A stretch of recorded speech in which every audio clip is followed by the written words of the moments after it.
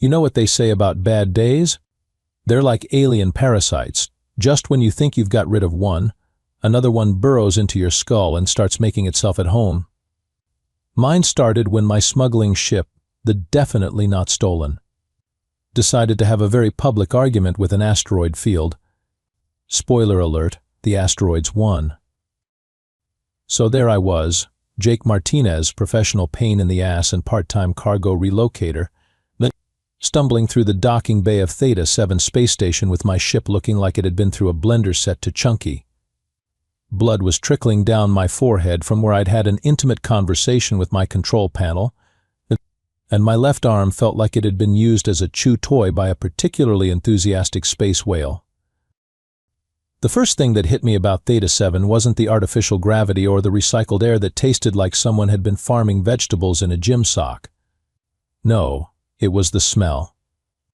Imagine if you took every alien spice market in the galaxy, threw them in a blender with industrial cleaner and just a hint of existential dread, then left it to ferment for a few decades.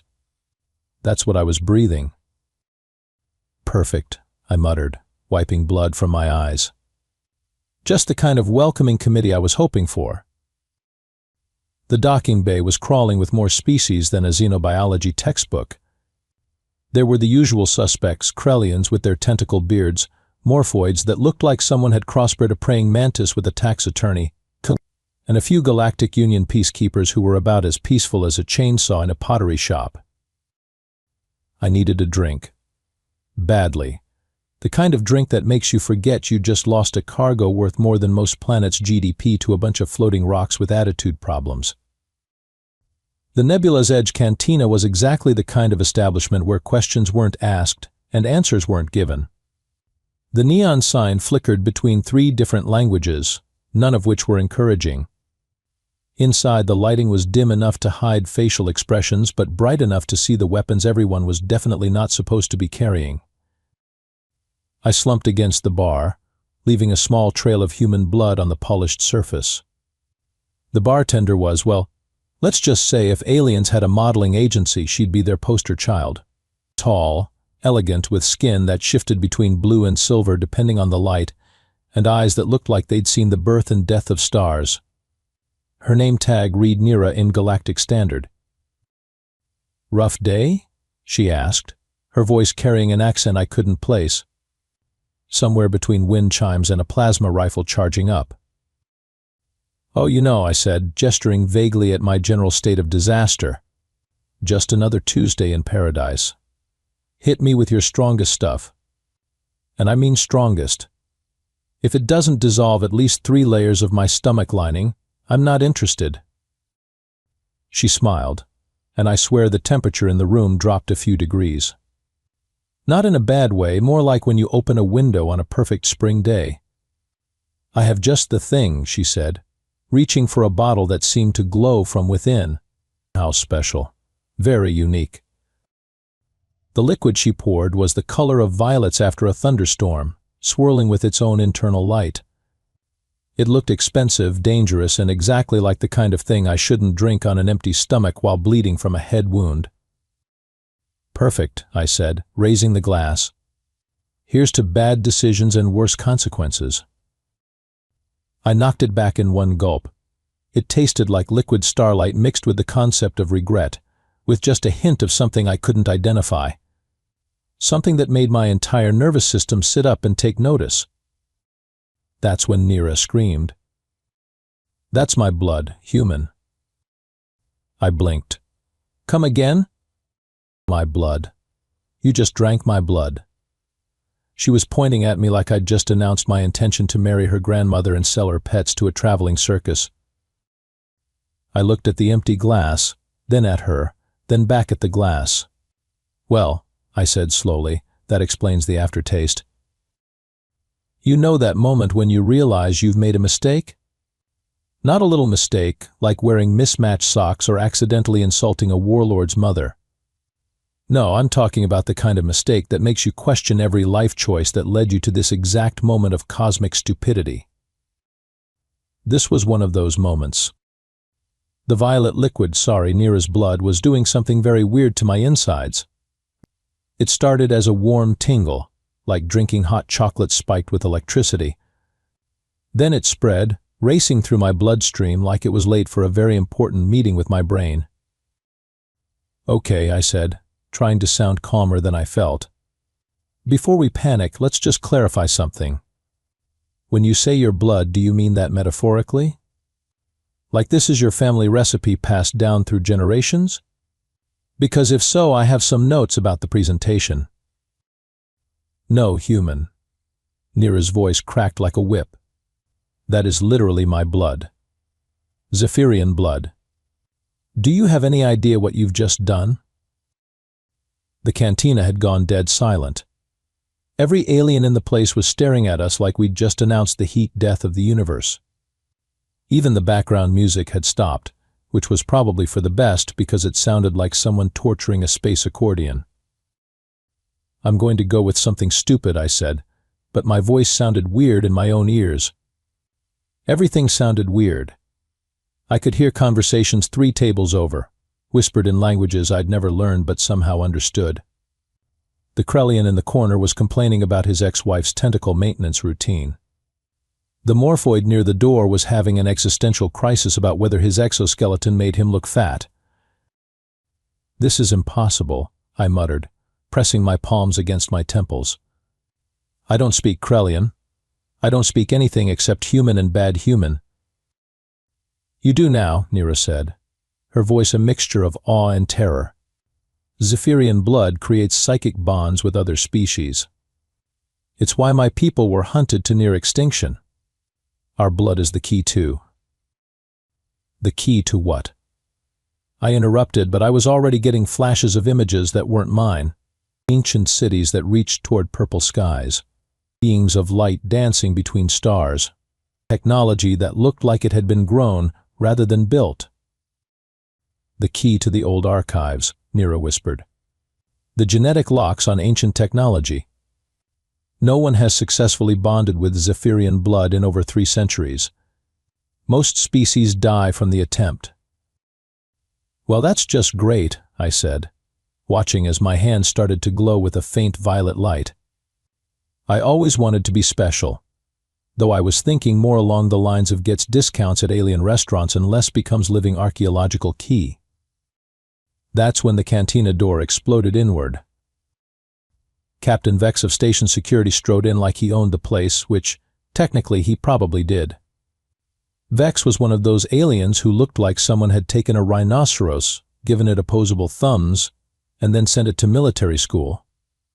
His uniform was so pressed it could cut glass, and his expression suggested he'd rather be anywhere else in the galaxy. "Which one of you idiots is causing a psychic disturbance that's setting off every sensor on this station?" he demanded. Every alien in the cantina pointed at me. "Of course it's the human," Vex said, his voice carrying the tone of someone who'd dealt with my species before and found the experience deeply unsatisfying. "What did you do?"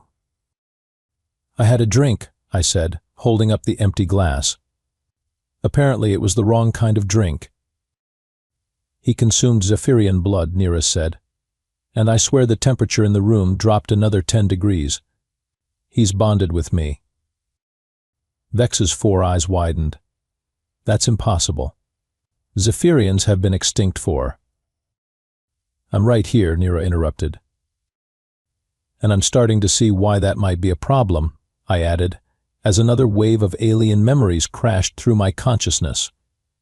This time I saw fleets of ships burning in space, entire worlds going dark, and something vast and hungry reaching across the void. "You have no idea," Vex said grimly. "If word of this gets out, every treasure hunter, warlord, and corporate consortium in the galaxy will be hunting you. The technology sealed by Zephyrian blood could reshape the balance of power in the galaxy." "Fantastic," I said, as the glow around my hands intensified. "I came here looking for a drink and a place to lay low. Instead, I've apparently volunteered to become the galaxy's most wanted man. My day just keeps getting better." "Our day," Nira corrected. "The bond works both ways, human. Where you go, I go. What you feel, I feel." Perfect, I muttered. A psychic connection with someone whose blood I accidentally drank. This is either the start of a beautiful friendship or the worst hangover in galactic history. Outside, alarms started blaring. Vex's communicator crackled to life, and I caught enough of the chatter to know that ships were approaching. Big ships. Unfriendly ships. "We need to move," Vex said. "Now." "Any chance we can just pretend this never happened?" I asked hopefully. The answer came in the form of laser fire punching through the cantina's windows. "I'll take that as a no," I said. Nothing says your life has taken a turn for the complicated quite like having your morning coffee interrupted by military-grade laser fire. The Nebula's Edge Cantina was rapidly transforming from a seedy drinking establishment into something that looked like the aftermath of a very violent fireworks display. "This way," Vex shouted, herding us toward a back exit while alien patrons dove for cover behind tables that weren't nearly as bulletproof as they appeared. "My office has better shielding than this place." "Your office?" I ducked as a particularly enthusiastic laser blast vaporized the spot where my head had been. "I thought we were running away from you." "That was before you became a walking galactic incident." Vex returned fire with a weapon that looked like it had been designed by someone with serious anger management issues. "Now you're my problem." We made it to Vex's office, which looked exactly like what you'd expect from a security chief who'd given up on life. The walls were covered with wanted posters, incident reports, and what appeared to be a betting pool on how long it would take for the station to explode. There was also a very large, very complicated coffee machine that looked like it could double as a weapon of mass destruction. "Okay," I said, slumping into a chair that had seen better decades. "Before we all die horribly, can someone explain what's happening to me? Because I'm getting memories of things that happened before my great-great-grandmother was born, and I'm pretty sure I just understood a conversation between two maintenance droids about their feelings." "That's the bond," Nira said, her silver-blue skin now showing definite stress patterns. "Zephyrian blood doesn't just create psychic links. It transfers genetic memory. You're accessing the collective knowledge of my people." "Collective knowledge," I repeated. "Right. And that includes what exactly? The recipe for cosmic enlightenment? The meaning of life? The location of the galaxy's best pizza?"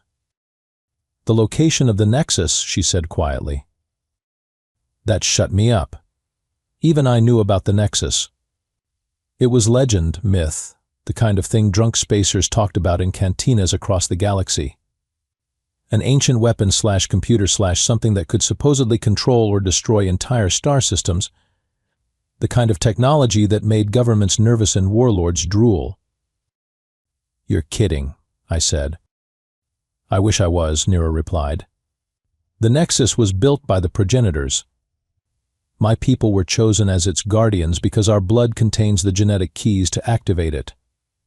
When we were hunted to near extinction, the survivors scattered the access codes across the galaxy, locked them in our genetic memory, and went into hiding." "And now those codes are in his head," Vex said, checking his weapons. "Which means every power-hungry maniac in the galaxy is going to want to either recruit him or dissect him. Probably both." "Great," I muttered. "I always wanted to be popular." That's when the door chimed, and in walked the last person I expected to see. Dr. Quentin Brewster looked like someone had taken a mad scientist, aged him in a barrel of eccentricity, and then given him a grant from the Department of Terrible Ideas. His hair was white and wild, his lab coat was stained with substances that probably violated several laws of physics, and he was grinning like he'd just won the lottery. "Jake Martinez," he said, clapping his hands together. "My boy, you have no idea how long I've been waiting for this moment." "Do I know you?" I asked, though something about him seemed familiar. Maybe it was the way he looked at me like I was a particularly interesting lab experiment. "Dr. Quentin Brewster," he said, pulling out a scanner that looked like it had been cobbled together from spare parts and good intentions. "I've been studying human-alien biological integration for the past 20 years. I published 3 papers on the theoretical possibility of successful blood bonding with extinct species. No one took me seriously. I can't imagine why, I said dryly. Oh, the usual reasons, Brewster said, waving his scanner over me. Academic jealousy, scientific conservatism, the fact that most of my test subjects either died or developed an inexplicable urge to yodel. But you, my boy, you're different. Your human genetic structure is remarkably adaptable, combined with Miss Nira's Zephyrian blood. You've created something entirely new. The scanner started beeping rapidly, and Brewster's grin widened. Fascinating. Your neural pathways are restructuring themselves in real time. Your brain is essentially becoming a hybrid consciousness, part human, part Zephyrian. You're not just accessing their memories, you're becoming one of them. Is that good or bad? I asked. Oh, it's absolutely unprecedented, Brewster said.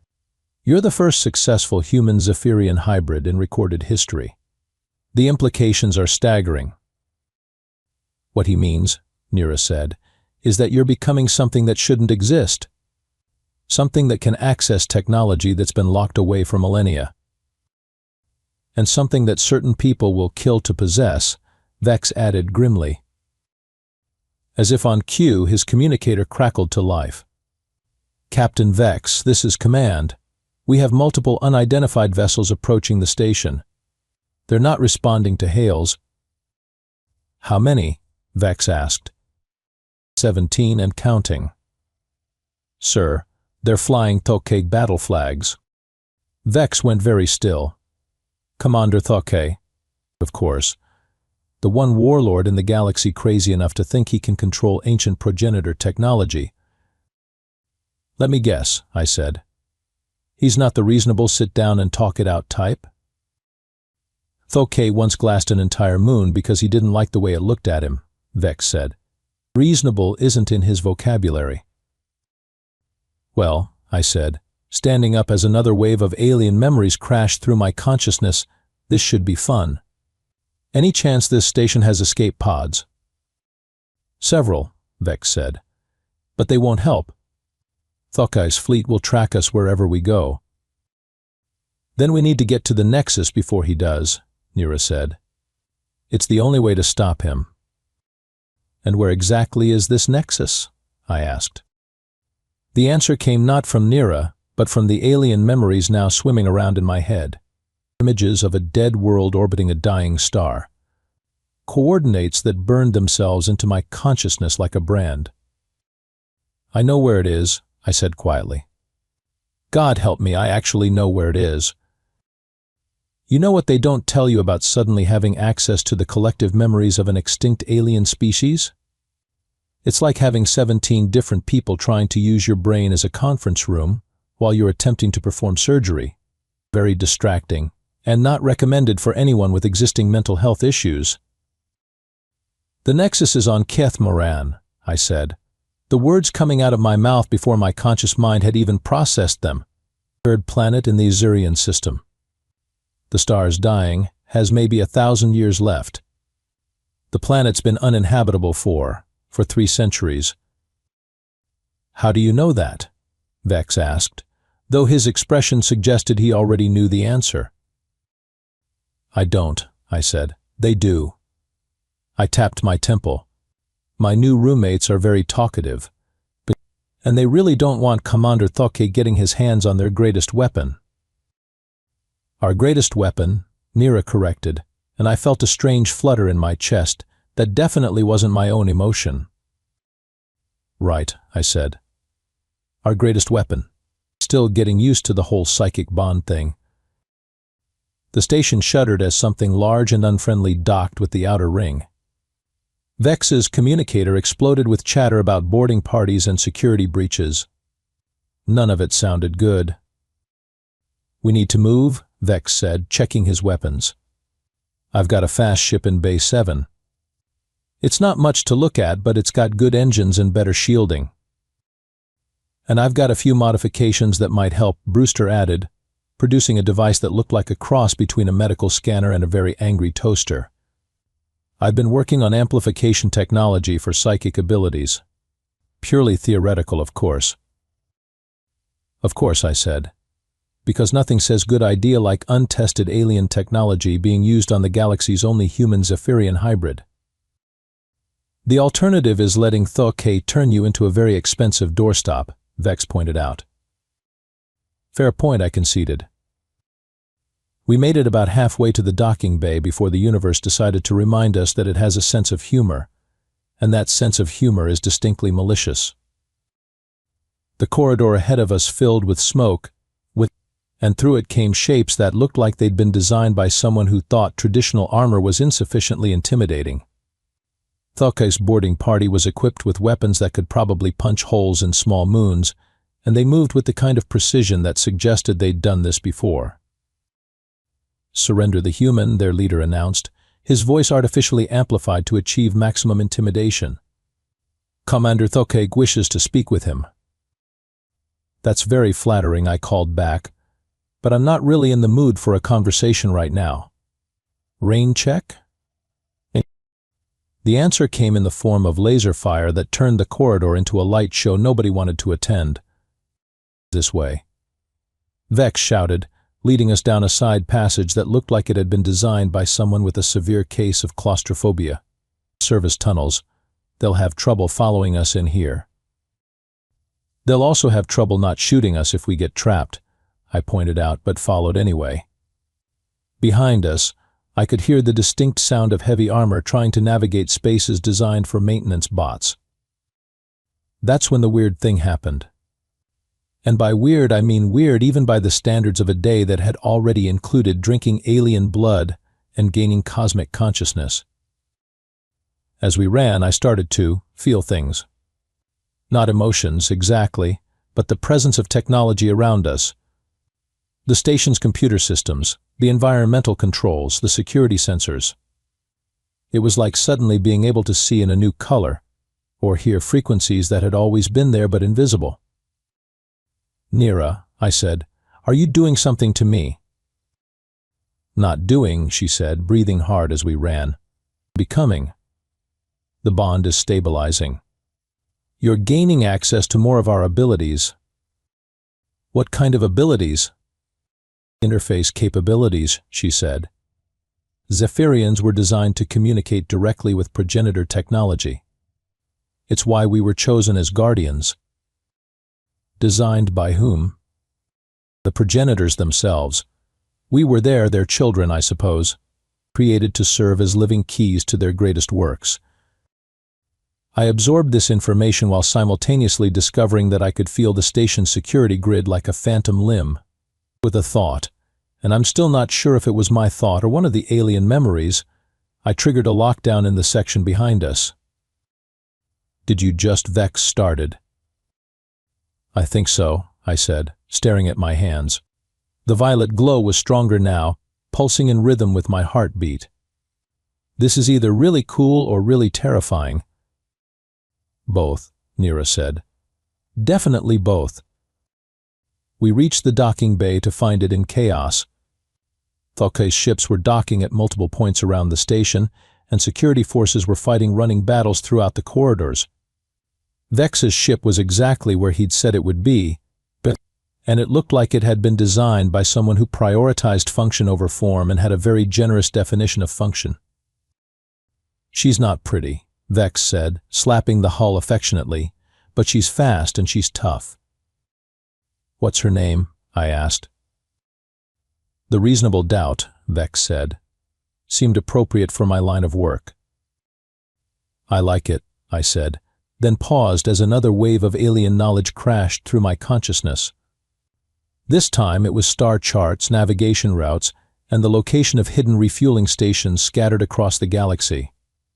Also, I know a faster route to the Xurian system. One that doesn't go through any of the major shipping lanes. How do you know that? Vex asked. My people were smugglers too, Nira said with what might have been amusement. Among other things. Great, I said. I'm becoming a composite consciousness with genetic memories of an extinct species of cosmic criminals. My mother would be so proud. Your mother would probably try to sell tickets to the experience, Brewster said, climbing aboard with his collection of suspicious-looking devices. Now, if we're going to do this, we need to move quickly. Thoke's jamming our communications, but he won't be able to block the psychic resonance of the Nexus once we get closer. The what now? I asked. The Nexus calls to those who carry the genetic keys, Nira explained. The closer we get, the stronger the pull will become. And the stronger you'll become. But also the more dangerous, Brewster added cheerfully. The power levels required to activate progenitor technology are, well, let's just say they make stellar cores look like birthday candles. Wonderful, I muttered, strapping myself into the pilot's seat. A weapon that could kill me just by turning it on. My day just keeps getting better. The ship lifted off just as Thoke's boarding parties reached the docking bay. Through the viewport, I could see the Warlord's flagship, a massive thing that looked like it had been built from the nightmares of starship engineers. It bristled with weapons and radiated the kind of menace that made entire systems think twice about their foreign policy. Think we can outrun them? I asked. In normal space? Maybe, Vex said. But once we jump to hyperspace, it's anybody's guess. Then we'd better hope the old navigation charts in my head are still accurate, I said, laying in a course for the Xerian system. Because I have a feeling this is going to be a very interesting trip. Behind us, Thokak's fleet was already in pursuit, and I could feel something vast and ancient stirring in the depths of space, responding to the presence of a guardian it had been waiting centuries to welcome home. Space, it turns out, is not nearly as empty as advertised. Especially when you're flying through it in a ship named after a legal defense while being chased by a warlord who collects planets like some people collect stamps. The Xerian system looked exactly like the memories in my head said it would, which was deeply unsettling in a, am I still me or am I becoming someone else kind of way. The star was a bloated red giant, throwing off irregular flares that painted the darkness in shades of angry orange. 3 dead worlds orbited it like mourners at a funeral, and on the 3rd planet something was waiting. There, I said, pointing at Keth Moran. From space it looked like a marble that had been left in the sun too long. The Nexus is in the northern continent, buried under about 1 kilometer of rock and good intentions. How do you know that? Vex asked, though by now he'd stopped being surprised by the things I knew. Because I helped hide it, I said, and immediately felt weird about using the first person for something that had happened 3 centuries before I was born. The Zephyrians, I mean. When they realized they were losing the war, they sealed the Nexus and scattered the keys. What war? Brewster asked, his scanner making concerned beeping noises as it tried to process the readings coming from the planet. The war against the Devourers, Nira said quietly. An ancient enemy that consumed entire civilizations. The progenitors created the Nexus as a weapon to stop them, but they disappeared before they could use it. Left it to us to guard. And now Thokak thinks he can use it to conquer the galaxy, I said. Someone should probably mention to him that weapons designed to fight cosmic horrors tend to have very user-unfriendly interfaces. I don't think he's the type to read instruction manuals, Vex said, checking his instruments. Speaking of which, his fleet just dropped out of hyperspace. 17 ships, all heavily armed, all very unhappy with us. 18, I corrected as new contacts appeared on our sensors. He brought friends. The comm system crackled to life, and a voice that sounded like it had been filtered through gravel and bad intentions filled the cabin. Human, Commander Thokak said, you will surrender yourself and the Zephyrian to me immediately.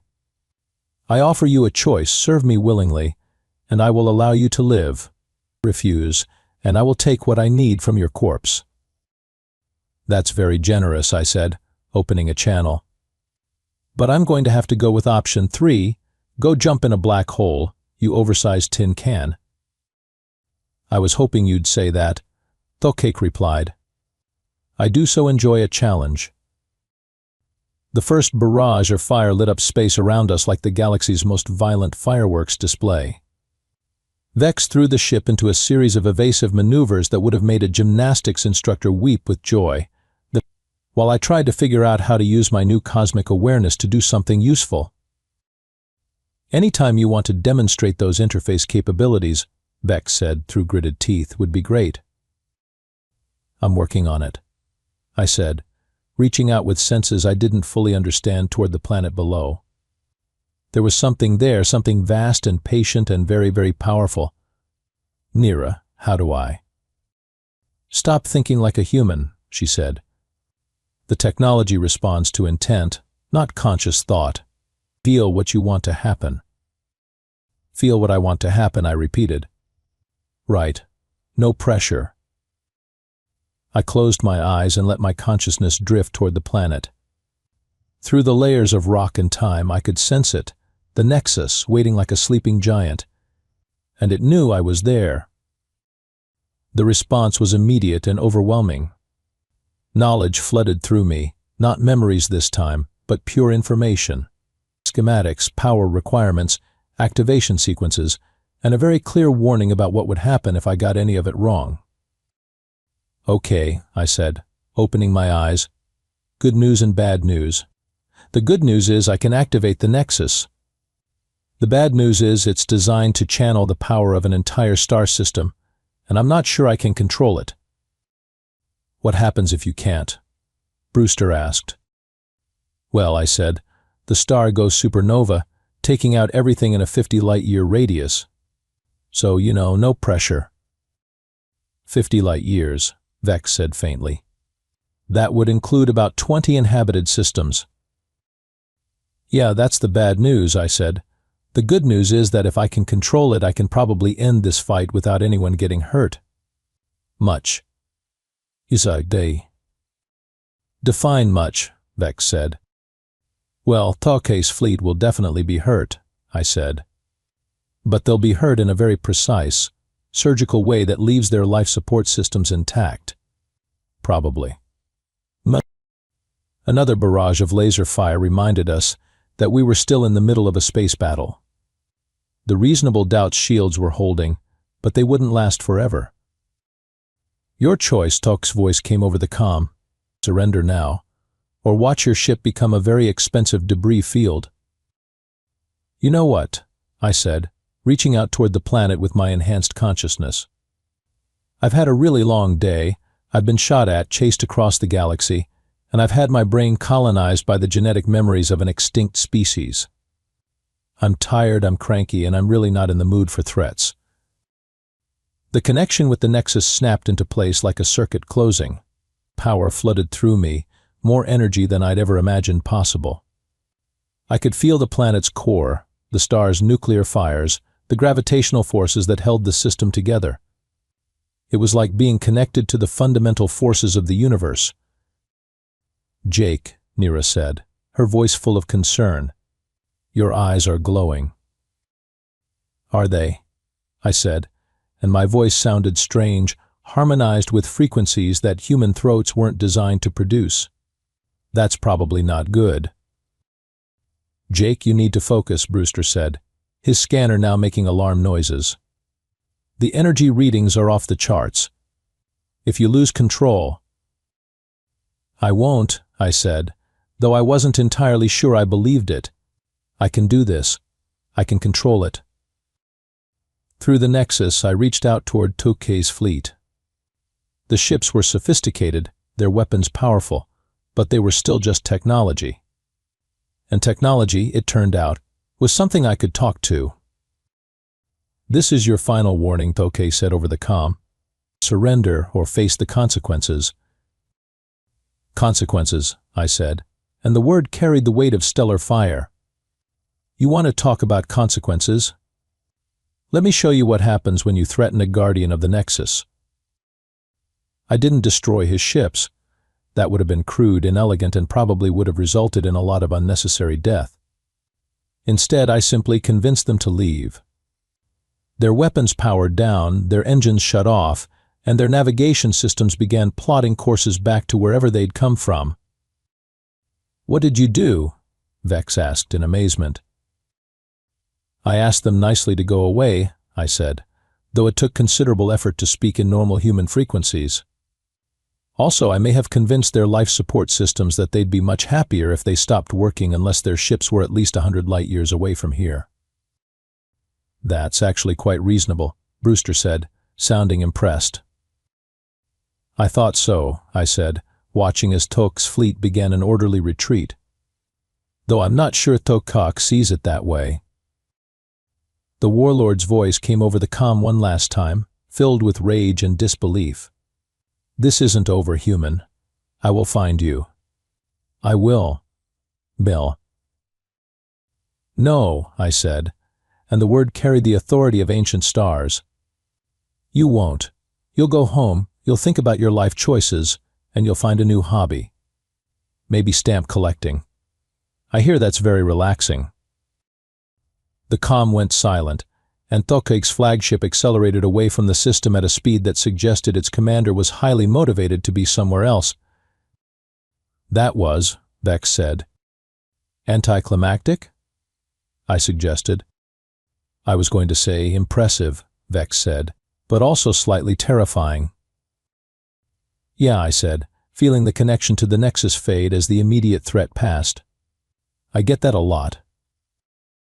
You know what's funny about having godlike cosmic powers?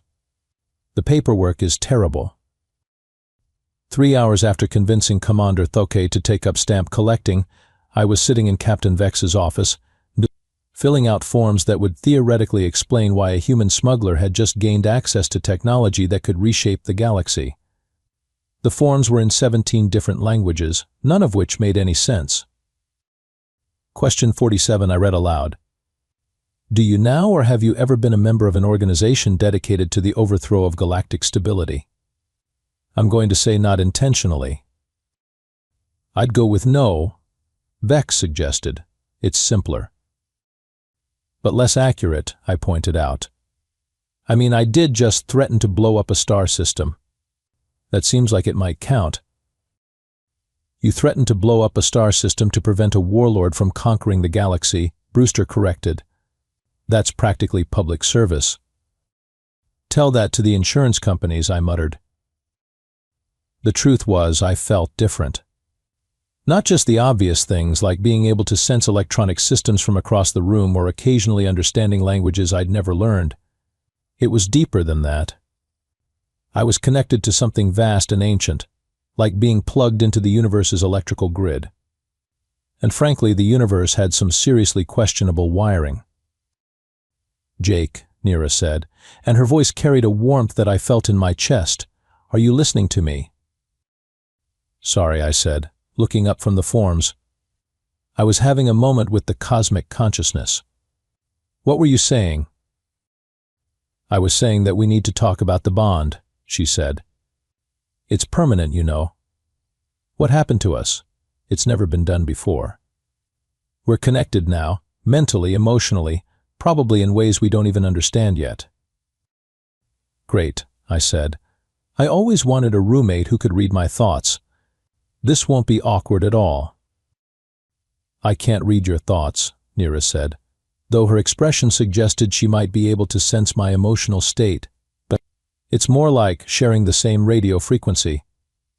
I can feel what you feel, sometimes see what you see. And I can access your people's memories, I added. Along with their technological interfaces and their inexplicable fondness for hiding universe-ending weapons on dead planets. That's not inexplicable, Nira protested. It's good security practice. If you say so, I said, then paused as I realized something. Wait, does this mean you can feel it when I'm? Yes, she said quickly. And we're not discussing that. Fair enough, I said, though I made a mental note to explore the implications of psychic bonds at a later date. So what happens now? I mean, I've got access to technology that could reshape the galaxy. You're apparently the last of your species. And Vex here is trying to figure out how to file a report that doesn't result in half the Galactic Union showing up to dissect me. Actually, Vex said, looking up from his own paperwork, I've been thinking about that. The Union has a special consultant program for individuals with unique abilities. The pay is decent, The benefits are excellent, and you'd be working with the good guys. Mostly. Mostly? Well, politics is politics, Vex said with a shrug. But you'd have official protection, legal immunity for past smuggling activities, and access to resources that could help you understand your new abilities. And all I have to do is occasionally save the galaxy from cosmic threats. I asked. No. Pretty much, Vex said. Think of it as being a cosmic firefighter. You sit around most of the time, but when something really big and dangerous happens, you're the one they call. That's actually not a terrible job description, I admitted. What about you, Nira? Any interest in becoming a professional galaxy saver?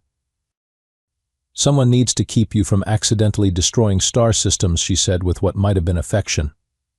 And I suppose I could use the company. Being the last of your species gets lonely. You're not the last anymore, I pointed out. I'm part Zephyrian now, remember? Technically, that makes me your species' first new member in 3 centuries. You're also still human, she said. That makes you something entirely new. A bridge between species, between past and future. No pressure there, I said dryly. Speaking of pressure, Brewster said, looking up from his collection of scanning devices, I've been analyzing the energy signatures from your connection to the Nexus. The readings are fascinating. I'd like to continue studying your transformation, if you don't mind being a test subject. As long as the testing doesn't involve more blood drinking, I said. I've reached my lifetime quota of accidentally consuming alien bodily fluids. Oh, nothing like that, Brewster said cheerfully. Just regular scans, cognitive tests, maybe some experiments with low-level energy manipulation. The sort of thing that might help you understand the full extent of your abilities, and might help prevent me from accidentally blowing up inhabited systems, I added. That too, Brewster agreed. Though I must say, your control during the confrontation with Toke was remarkable. Most beings would have lost themselves in that much power. I had help, I said, glancing at Nira. The bond kept me grounded, reminded me who I was. Who we are, Nira corrected. Because that's what we are now, Jake. We're not just human and Zephyrian anymore. We're something new. Something that can interface with technology from the dawn of civilization, Vex added. Something that can convince hostile fleets to reconsider their life choices without firing a shot. Something that drinks the wrong thing in cantinas and accidentally becomes a living key to ancient weapons, I said. Let's not forget that part. That's the most important part, Nira said, and I could feel her amusement through our connection. You didn't seek power, Jake. You stumbled into it by accident while trying to help someone else. That's what makes you trustworthy. That's what makes me dangerous, I corrected. I have no idea what I'm doing. None of us do, Vex said philosophically. That's what makes life interesting. And occasionally terrifying, I added. Especially terrifying, Brewster agreed. But also full of possibilities. Think of it, Jake, you're the first human to successfully bond with an extinct species. You have access to technology that could solve problems we've been struggling with for millennia. You could help us understand the progenitors. Maybe even find out what happened to them. Or I could accidentally trigger something that turns the galaxy into a parking lot, I said. Let's not forget that possibility. That's what we're here for, Nira said. It's to make sure that doesn't happen. We? I asked. The team, she said simply. You, me, Vex, Brewster. We're all in this together now. A smuggler, a security chief, a mad scientist, and the last member of an extinct species, I said. Sounds like the setup for a joke. Or the beginning of something important, Vex said. The galaxy is full of ancient mysteries, Jake. Weapons like the Nexus, lost civilizations, cosmic threats that make Thoka look like a minor inconvenience. Someone needs to deal with them. Someone with the right connections, Brewster added, gesturing toward me and Nira. Someone with the right attitude, Nira said. Someone stupid enough to think it's a good idea, I concluded. Which, apparently, is me. So you'll do it? Vex asked. I looked around the room at my new teammates, felt the warm presence of Nira's consciousness touching mine, and realized that for the first time in years, I actually had a purpose. Not just surviving, not just getting by, but actually making a difference. Yeah, I said, I'll do it. But I have conditions. Name them, Vex said. First, I get to pick the ship. Something with better weapons than the reasonable doubt, and definitely better coffee facilities. Done, Vex said. Second, no more drinking mysterious liquids without full disclosure. I don't care if it's a cultural tradition or a religious ceremony. I want to know what's in it before it goes in me. Agreed, Nira said, though I could sense her amusement. Third, we do this my way. No unnecessary violence, no collateral damage, and if anyone asks, we're consultants, not heroes. Heroes have a tendency to die dramatically, and I'm not ready for that kind of commitment. Fair enough, Vex said. Anything else? Yeah, I said, standing up and stretching. Next time someone offers me a drink that turns out to be alien blood, I'm checking the label first. That seems wise, Brewster said. Also, I added, I'm keeping the glowing hands thing. It's actually pretty useful, and it makes me look more professional.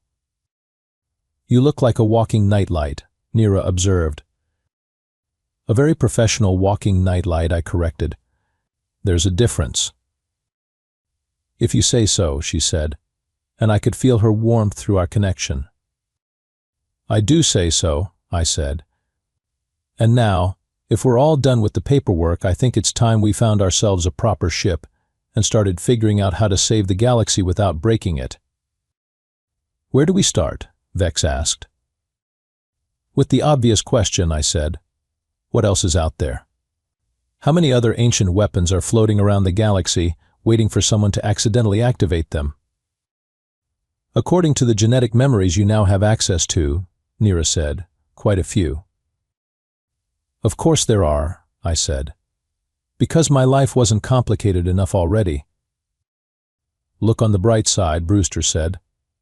You'll never be bored. I was never bored when I was just a smuggler, I pointed out. Now I'm a living archaeological key with cosmic powers and a psychic bond to an extinct species. My excitement levels have definitely increased. Our excitement levels, Nira corrected. Right, I said. Our excitement levels. I'm still getting used to the whole we thing. You'll adapt, she said. Humans are remarkably adaptable. So are Zephyrians, I said. Which means whatever we're becoming, it's probably going to be interesting. Interesting, Vex repeated. That's one word for it. I prefer unprecedented, Brewster said. But interesting works too. Well, I said, heading for the door, unprecedented or not, we've got work to do. The galaxy isn't going to save itself. No, Nira said, following me, but with our help it might just manage to avoid destroying itself. That's the spirit, I said. Cosmic optimism from the woman whose blood I accidentally drank in a cantina. Best mistake you ever made, she said. Ask me again in a few years, I said. When we've either saved the galaxy or accidentally blown it up trying. I'll hold you to that, she said, and I could feel her smile through our connection. You'd better, I said, because something tells me this is going to be a very long, very interesting adventure. And you know what? For once in my life, I was actually looking forward to it.